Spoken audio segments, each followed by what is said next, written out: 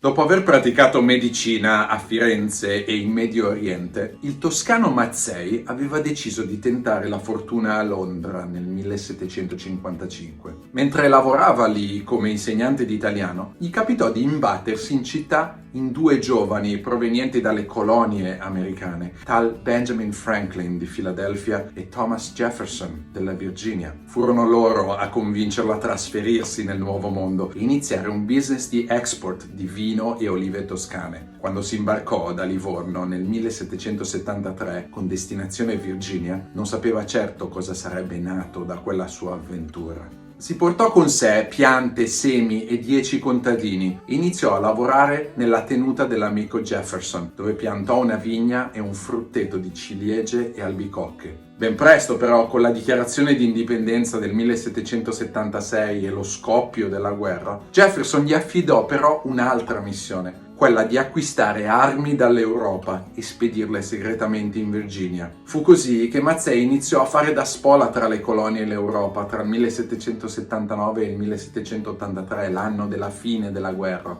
In tutto questo tempo, in tutti questi viaggi però, non perse mai la corrispondenza con Jefferson, che amava praticare l'italiano con lui. Perché Jefferson parlava italiano, mi chiederete voi? Certo, l'amore per i classici, ma il suo vero motivo era la passione per l'architetto rinascimentale Andrea Palladio, la cui Villa Rotonda, alla periferia di Vicenza, sarà poi ispirazione per l'edificio principale dell'Università della Virginia, che Jefferson fondò a Charlottesville, per la sua villa a Monticello, per la Casa Bianca e più tardi per il Jefferson Memorial di Washington, costruito poi sotto la presidenza di Franklin Roosevelt. Ora, nella corrispondenza italiana tra Jefferson e Mazzei si trova una frase che sicuramente riconoscerete e che nel 1961 il presidente americano John F. Kennedy attribuì ufficialmente al toscano. Tutti gli uomini sono creati uguali, scriveva Mazzei all'amico diplomatico, politico e filosofo. E proprio quelle stesse parole le ritroviamo oggi nella Costituzione americana, che Jefferson scrisse poco dopo un viaggio in Italia settentrionale, dove assaggiò il nebbiolo a Torino, il riso arborio in Piemonte e il formaggio parmigiano reggiano a Rozzano, vicino a Pavia. Nei suoi diari, oltre alle sue note gastronomiche, possiamo ancora trovare osservazioni sull'agricoltura italiana e persino il disegno di una macchina per la pasta.